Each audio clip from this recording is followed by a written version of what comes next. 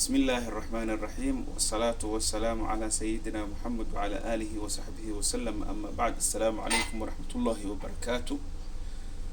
وحواية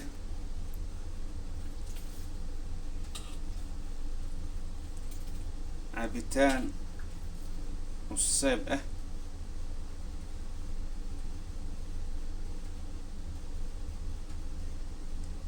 ولا السؤال اللي فيه oo horumaris u baahan in la horumariyo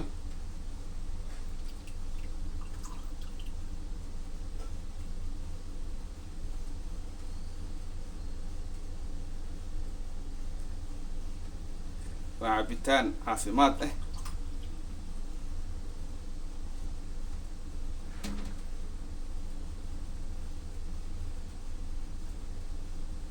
hal laga faa'iideysto cabitaankan caafimaad kale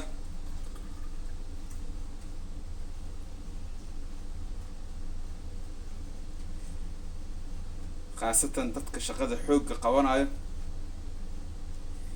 ama biraha qaadqaadayo ama beerta falayo ama xoolaha daajinayo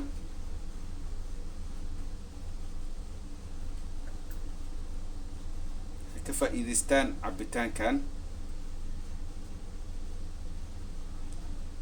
oo weli u baahan in la horumariyo.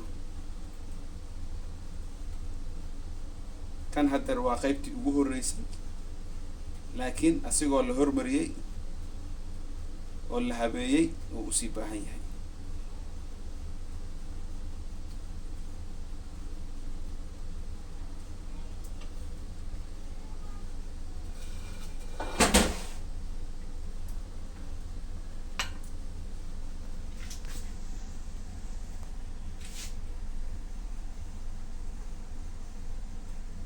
soo dhawaada cabitaanka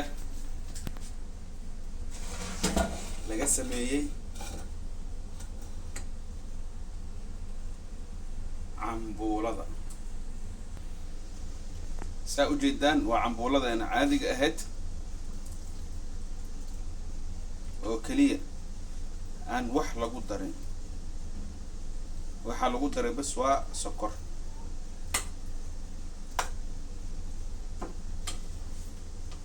شح ولا عباه، قحوة ولا عباه، سن ولا عباه،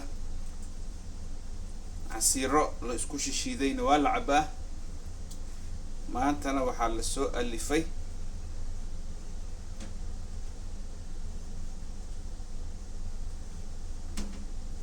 cambuula daas in laga sameeyni karo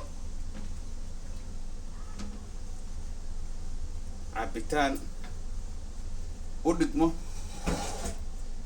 shukulaatadoo kale, kaakaawdoo kale,